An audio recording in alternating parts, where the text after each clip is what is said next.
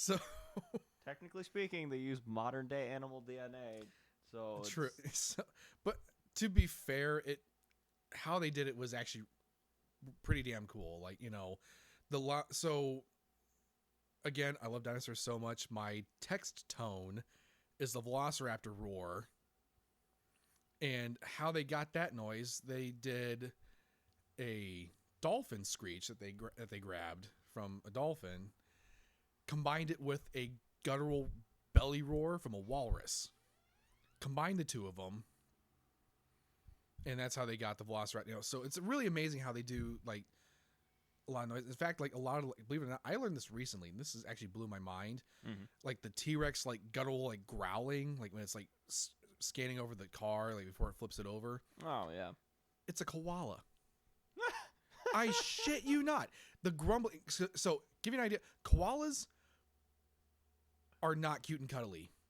I've heard. They are Australia's monsters. I shit you not. They're not the cute and cuddly thing. They make like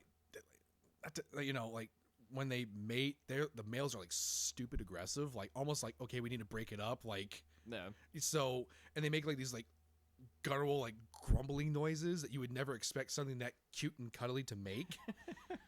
They took that sound and put it over a 40-foot long, 13-foot tall dinosaur to make. I'm like, I learned that recently. I'm like, oh my god, I can't unhear that now.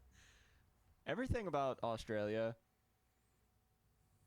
except for like 3 celebrities from there, makes me uncomfortable. Like everything that I'm hearing. Australia is Mother Nature's middle finger to the rest of life. It's like, oh, we have a spider that's, insanely venomous. Like, the anti-venom is, like, insanely hard to come by. Oh, yeah, that's a taipan. I don't know, it's the most venomous snake on the planet. Oh, what's that? Oh, that's a Tasmanian devil. It's the inspiration to the Tasmanian devil for Looney Tunes, and it is just that wild and crazy. Things you don't want to roll up on you while you're gardening. Pretty much. Tasmanian devils, koalas, and kangaroos. Or as I like to refer to them as, deer raptors. Deer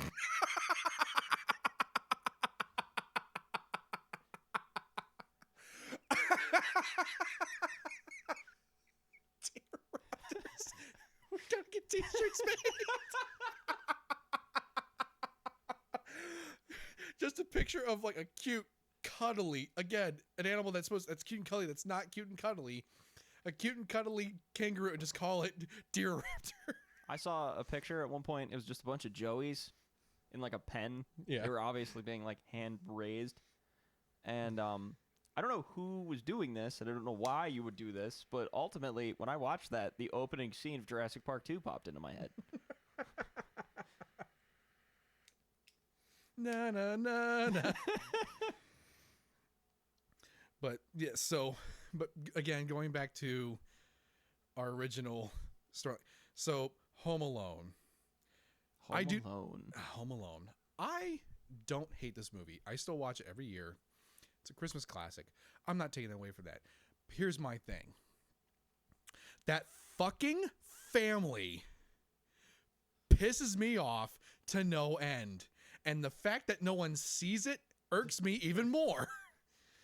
So, to kind of give you an idea, like, what really, like, gets under my skin about this whole family. So, like, I get it. You're going to be like, oh, Richard, it's a movie, the whole thing is that he's left. I'm not talking about him getting left home. Okay?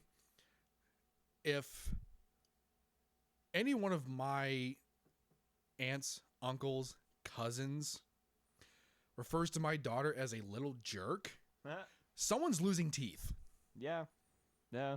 Like, it's one thing to call a kid a brat, but a jerk is crossing that line. And the fact that everyone just lets it just slide. There's a lot of like underlying like psychosomatic traumas. Yes. And again, the fact that it just gets glossed over bugs the shit Yeah, then out we're of me. all surprised that Macaulay Culkin was on drugs. Right? He did bounce back, though, so I will give him his credit. That's true. I will never take that away from someone who bounces back. I do have to say, since you brought this up, I did some research. I'm listening. I looked into like what Macaulay's been doing over the years. Uh-huh. So his brother has Yes. like a stage career, and has been in a good for him. couple of movies. Good for him. One of them being one of my favorites. I didn't even know he was a Macaulay, or I didn't even know he was a Culkin brother. But if you ever heard of, I know you have. You definitely haven't seen this, but I know you had to have heard of it. But Scott Pilgrim versus the World. Oh yeah, I've heard of it. I've seen like bits and pieces of it, but Yes. I never like. So Doesn't he play his gay roommate? yes, and he is 90% of the comedy in that film. For Oh me. my god, this stuff I saw too. I'm God. like, oh Some god, of the this, clips. this guy's comedic genius. But when I did some research, I actually found out, oddly enough, Macaulay Culkin has or had, that's kind of a muddy area, a band called the Pizza Underground. And they perform some originals, some covers. And when they do the covers, they make the song about pizza. Interesting. Like, I thought our band shoehorning food into like the band titles was funny. Yeah. Because like we have titles. If you're a rocker, you're gonna appreciate this. But my buddy Vincent had randomly sent me bands that exclusively deal with food. I'll start Limp Brisket. I'm already crying, so I sent back Papa Ranch, and this went on for 2 days. And I got Ryan involved. My buddy Ryan, whose sense of humor is so much higher beyond my capacity, comes back with some of the best. Like right out of the gate was like Baking Benjamin. And I'm fucking dying. I can't get 20 minutes in, and then he's like, Motley Stew. So when I found out Macaulay Culkin has a pizza band, I immediately looked it up. They wear masks that are pizza that I think they make themselves, it looks like. But it's interesting because it's not bad. Like, okay, concept is interesting. Masks, a little out there. Music's pretty good. I can honestly say that weirdly enough, I enjoy this. I liked it.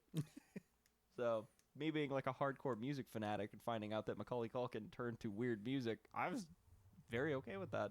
Hey, nothing wrong. Again, whatever your passions are, but by all means pursue it.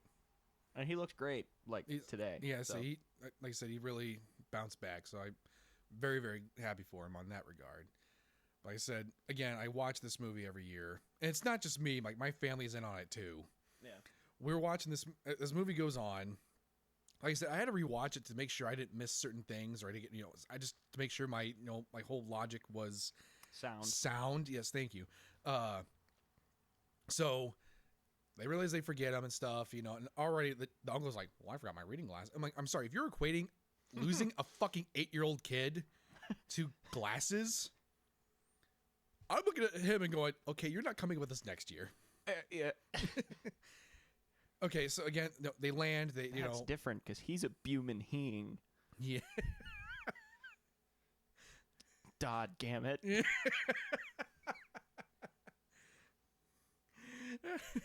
But so again, like so the family lands, and already the mom, being an awesome mom, gets on the horn, starts calling. The police station, all that stuff. She hands her address book to the aunt. Okay. Not only does the aunt not know any of the people that are in this address book, all the friends, I forgot about that part. Yeah, like so. Not only that, but this aunt is in cahoots with the uncle, not really 100% caring. She could have easily just gone off, around the corner and just kind of went, it's been about 30 minutes. I'll go back and say I just got a bunch of voicemails. Like seriously, you can just tell she didn't give a shit. Yeah.